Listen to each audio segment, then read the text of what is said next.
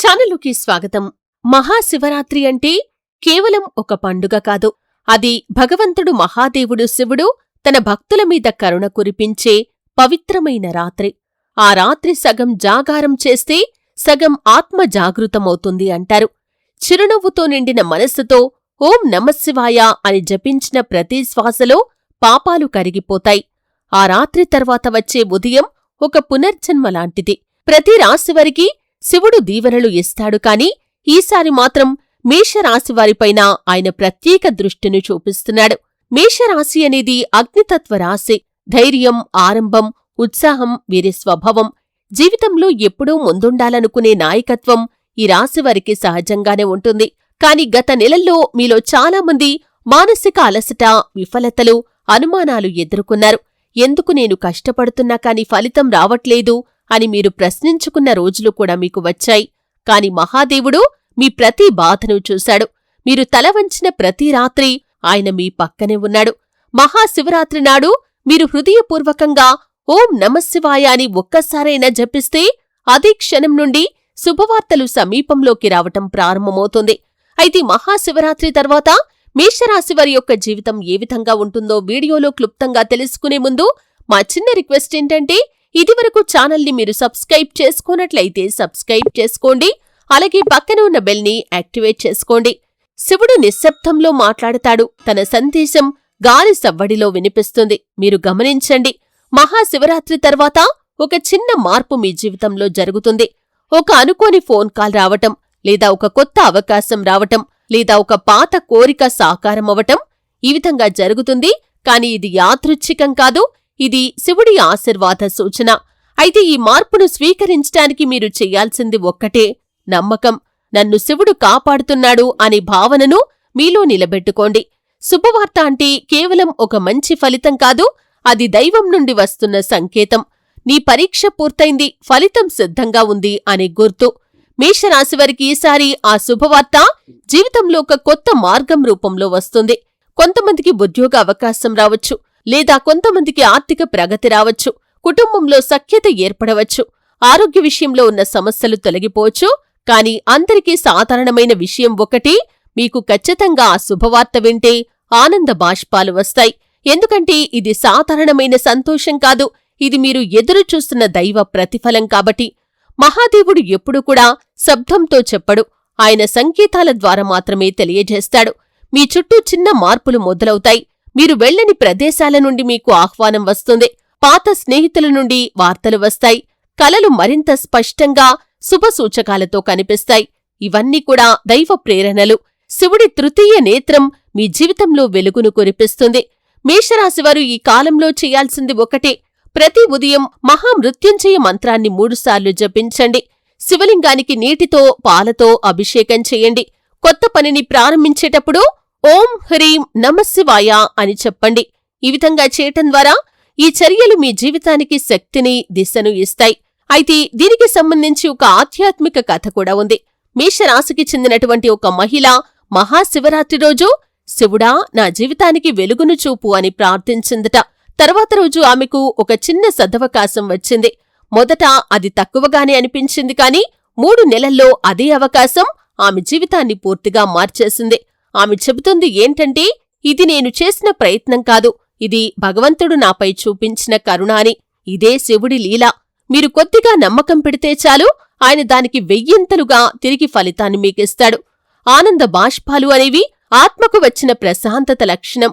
శివుడి దృష్టి మనసును కరిగించి హృదయాన్ని తేలిక చేస్తుంది. మీ కళ్ళలో ఆనంద బాష్పాలు వస్తే అది దుఃఖం కాదు, అది దైవానందం. మేషరాశివారికి ఈ కాలం అవకాశాల యుగం లాంటిది. గతంలో మూసుకుపోయిన ద్వారాలు ఇప్పుడు తెరుచుకుంటాయి. అవిశ్వాసం స్థానంలో ఇప్పుడు ఆశ ఏర్పడుతుంది. కార్యాలు ఆలస్యమైనా అవి నిలిచిపోవు. శివుడి ఆశీర్వాదం మీకు గమ్యాన్ని ఖచ్చితంగా చూపుతుంది. శివుడు ఎప్పుడూ తన భక్తులను పరీక్షిస్తాడు, కాని శిక్షించటానికి కాదు, అది భక్తిని పెంపొందించటానికి. గత నెలల్లో మీరు ఎదుర్కొన్న ప్రతి నిరాశ, ప్రతి అడ్డంకి ఒక దైవ పరీక్ష మాత్రమే. మీ సహనం, మీ భక్తి, మీ నమ్మకం అన్నీ పరీక్షించబడ్డాయి. మహాశివరాత్రి నాటికి ఆ పరీక్షలు ముగిసిపోతాయి. ఇప్పుడు ఆయన ఫలితాల సమయాన్ని తెరుస్తున్నాడు. అది ఒక్కరోజులో జరగదు, కాని మీరు గమనిస్తే ఖచ్చితంగా తెలుసుకుంటారు. చిన్న చిన్న అద్భుతాలు మీ జీవితాల్లో జరుగుతూ ఉంటాయి. పెద్దదిగా అనిపించిన సమస్య సులువుగా పరిష్కారమవుతుంది. ఎవరైనా మిమ్మల్ని గుర్తించి మీకు సహాయం చేస్తారు. పనులు అడ్డంకులు లేకుండా పూర్తవుతాయి. గతంలో నిలిచిపోయిన ప్రతి పనిని కూడా మీరు సులభంగా పూర్తి చేయగలుగుతారు. ఇవన్నీ కూడా శివ సంకేతాలు. మీ దారిలో పుష్పాలు విరియటం మొదలవుతుంది. శివుడి కరుణ తాత్కాలికమైంది కాదు, కాని దాన్ని మనం స్థిరంగా నిలబెట్టుకోవాలి. ఇందుకు మేషరాశివారు చెయ్యాల్సింది ఏమిటంటే, ప్రతి సోమవారం ఉపవాసం కాని లేదా లఘు భోజనం కాని చెయ్యండి. ఇది శరీర శుద్ధి మాత్రమే కాదు, మనస్సు నియంత్రణకు సంకేతం. మీకు వీలైతే ఆరోగ్యం సహకరిస్తే ఉపవాసం ఉండండి, ఒంటిపూట భోజనం చెయ్యండి. లేదంటే కనుక ఆ రోజు మీరు అల్పాహారం తీసుకోవటం చాలా ఉత్తమం. అలాగే శివాలయంలో బిల్వపత్రాలు సమర్పించండి. ఇది కృతజ్ఞతా సూచకం. మీరు పొందిన ఆశీర్వాదానికి ధన్యవాదం చెప్పటమే. ఎందుకంటే ఆ పరమశివుడికి బిల్వ దళాలు అంటే చాలా ఇష్టం. బిల్వ దళాలతో శివుణ్ణి అభిషేకించినా, శివుడికి బిల్వపత్రాలు సమర్పించినా కాని ఆ శివాశీస్సులు ఎల్లప్పుడూ మీకు తోడుగా ఉంటాయి. అలాగే ప్రతినిత్యం 5 నిమిషాలు ధ్యానం చేయండి. మీలోని శివుణ్ణి చూడటానికి ఇది ఖచ్చితంగా సహాయం చేస్తుంది. ఎవరినీ దూషించకండి, ఎవరి మీద అసూయ చూపకండి. శివుడు సమాధాన స్వరూపుడు. ఆయన అనుగ్రహం ఉన్నవారు కూడా క్షమాశీలులుగా, శాంతిమయులుగా ఉండాలి. కాబట్టి మీరు ఎవరిపైనా కోపాన్ని, ద్వేషాన్ని పెంచుకోకూడదు, అసూయతో ఉండకూడదు. వీలైతే సహాయం చేయండి కాని ఎవరిని చూసి మీరు ఏడవకూడదు. మహాశివరాత్రి తర్వాత నెల మేషరాశివారికి ఒక ఆధ్యాత్మిక పునరుద్ధరణ సమయం. ఇది కేవలం భౌతిక విజయాల కాలం కాదు, ఇది అంతరంగ మార్పు యొక్క యుగం. మీ ఆలోచనలు సానుకూలంగా మారుతాయి. మిమ్మల్ని అడ్డుకున్న భయం, సందేహాలు అన్నీ తొలగిపోతాయి. శివుడి ఆశీర్వాదం వల్ల మిమ్మల్ని మీరు తెలుసుకునే దశలోకి వెళ్తారు. జ్యోతిష్య దృష్టిలో కూడా మంగళుడు మేషరాశికి అధిపతి కాబట్టి ఈ సమయంలో మంగళుడు బలవంతుడవుతాడు. దీనర్థం మీరు చేపట్టిన ప్రతి పనికి కూడా శక్తి, ధైర్యం, దిశ లభిస్తుంది. దైవం ఎప్పుడూ కూడా గట్టిగా మాట్లాడడు, అతను సూచనలు మాత్రమే ఇస్తాడు. ఒక అనుకోని వ్యక్తి చెప్పిన మాట ద్వారా కావచ్చు, లేదా ఒక పుస్తకంలో చదివిన వాక్యం ద్వారా కావచ్చు, లేదా ఒక స్వప్నంలో కనిపించిన చిహ్నం ద్వారా కావచ్చు, మీరు ఖచ్చితంగా శుభాన్ని పొందుకుంటారు. ఇవి యాదృచ్ఛికమైనవి కాదు, ఇవి శివుడి మార్గదర్శకత్వాలు. మేషరాశివారు ఈ కాలంలో కలలపై, ఆలోచనలపై దృష్టి పెట్టాలి. ఎందుకంటే శివుడు మీలోపలే మాట్లాడుతున్నాడు. మీ ఆత్మే ఇప్పుడు ఆయన వాక్కవుతుంది. మహాశివరాత్రి తర్వాత 40 రోజుల్లో మేషరాశివారు కొన్ని సూచనలు కూడా గమనిస్తారు. పాత విభేదాలు సర్దుకుంటాయి. కుటుంబంలో సమతుల్యత వస్తుంది. పాత స్నేహితులు తిరిగి వస్తారు. మనసులో ప్రశాంతత కూడా పెరుగుతుంది. కొత్త అవకాశాలు ఒక్కొక్కటిగా వస్తాయి. ఈ మార్పులను మీరు దైవలీల అని గుర్తించాలి. మీ కళ్లల్లో వచ్చే ఆనంద బాష్పాలు ఆ లీలకు ప్రతిఫలం. ఓం నమశివాయ అనే శక్తి మంత్రం కేవలం శబ్దం కాదు, ఇది ప్రకంపన. ఈ మంత్రం రోజూ జపించటం ద్వారా మీ చుట్టూ ఉన్న నెగటివ్ ఎనర్జీ కరిగిపోతుంది.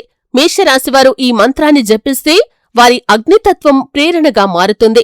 కోపం, అహంకారం కరిగిపోయి దృఢ సంకల్పం స్థిరమవుతుంది. కాబట్టి మేషరాశివారు ఈ విధంగా ఓం నమశివాయ అనే పంచాక్షరి మంత్రాన్ని ఖచ్చితంగా మీరు మనసులో మననం చేసుకుంటూ ఉండాలి. చూశారు కదండి, వీడియో నచ్చితే ఖచ్చితంగా లైక్ చేయండి. మరిన్ని మంచి మంచి వీడియోల కోసం ఇప్పుడే మా ఛానల్ని సబ్స్క్రైబ్ చేసుకోండి.